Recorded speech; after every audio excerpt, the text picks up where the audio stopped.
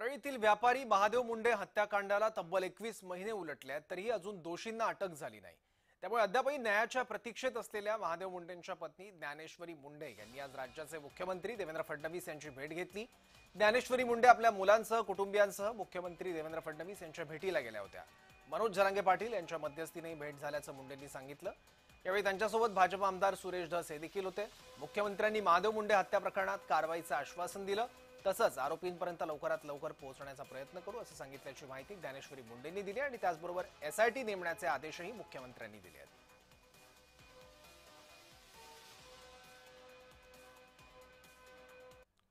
मुख्यमंत्र्यांच्या भेटीनंतर ज्ञानेश्वरी मुंडेंनी काय प्रतिक्रिया दिली आहे पाहूयात। मला साहेबांनी जे माझ्या मनावर जे अधिकारी मला पाहिजे होते एसआयटी मध्ये ते साहेबांनी तात्काळ त्यांना मागणी केली आहे की ते एसआयटी स्थापन करून आरोपींना अटक करतील आणि मला मुख्यमंत्री साहेबांनी एवढं आश्वासन दिलं आहे की आरोपी तात्काळ अटक होऊन जातील। एसआयटी मार्फत तर होणारच म्हणून सांगितलं आहे। पुरेपूर म्हणजे आरोपी अटक करणार म्हणजे करणार हे मला त्यांनी शब्द दिलेला आहे। कोणालाही पाठीशी घातलं जाणार नाही। 21 महिन्याचा जे मी वृत्तांत त्यांना सांगितला तेव्हा ते पण भावुक झाले। त्यांना मी फोटो पण दाखवले, साक्षात त्यांनी डोळे झाकले आणि माझ्या लेकरा बाळाकडे बघून त्यांनी तात्काळ त्या अधिकाऱ्यांची फोन लावून पुन्हा बीडच्या एसपी सरांना बी त्यांनी बोलले की तुम्ही बी अजून लक्ष द्या ह्याच्यामध्ये एसआयटी मध्ये सुद्धा आणि त्यांच्यासोबत तुम्ही पण लक्ष घाला अजून या केसमध्ये आणि आरोपींना तात्काळ अटक करा। विधान भवनात बी त्यांनी म्हटलं आहे आणि आज बी म्हणलं की कोणालाही पाठीशी घातलं जाणार नाही।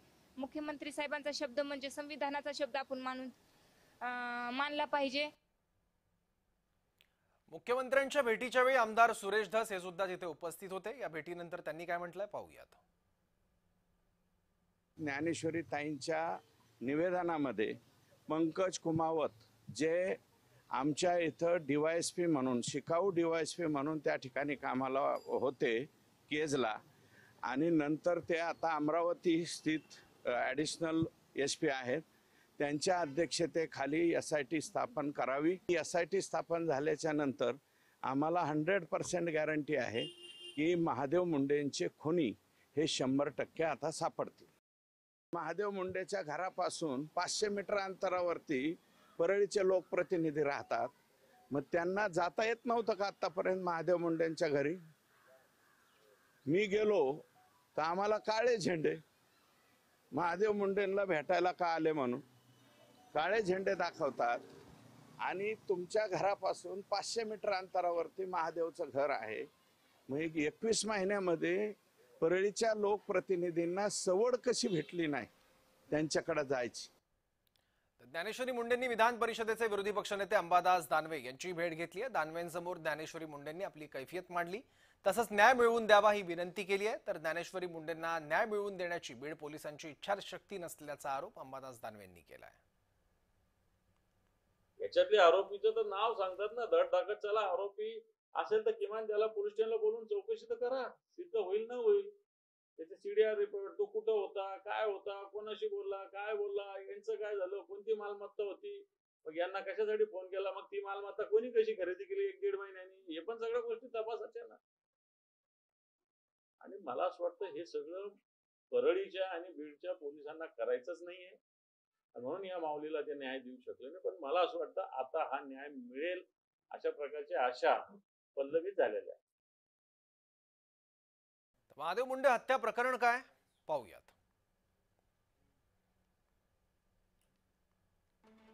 21 ऑक्टोबर 2023 रोजी महादेव मुंडेंची हत्या झाली।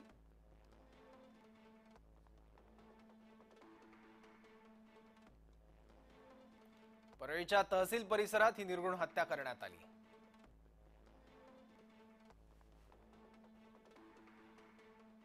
24 जानेवारी 2025 रोजी आमदार सुरेश धस यांनी पोलीस अधीक्षकांना निवेदन दिलं। 25 जानेवारी रोजी अंबाजोगाई पोलीस उप अधीक्षकांकडे तपास वर्ग करण्यात आला। 11 फेब्रुवारी 2025 रोजी तपास एसआयटी कडून करावा अशी मागणी ज्ञानेश्वरी मुंडेंनी केली। 13 फेब्रुवारी 2025 ला पोलीस निरीक्षक संतोष साबळेंचं एक पथक स्थापन करण्यात आलं। 18 फेब्रुवारी 2025ला खासदार सुप्रिया सुळेंनी महादेव मुंडेंच्या कुटुंबियांची भेट घेतली. 3 जुलैला विजय बांगर यांचा जबाब घेतला.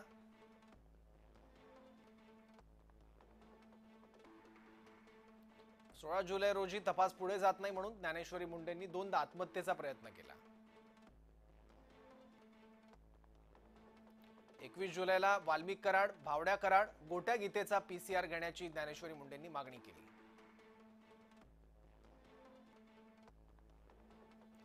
29 जुलैला मुख्यमंत्री कार्यालयातून भेटीसाठी महादेव मुंडेंच्या कुटुंबियांना फोन आला.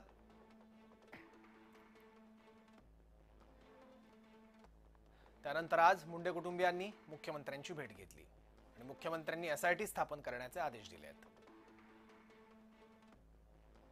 महादेव मुंडे हत्या प्रकरणात पंकज कुमावतांच्या नेतृत्वात SIT गठीत करण्याचं मुख्यमंत्र्यांनी आश्वासन दिलं आहे.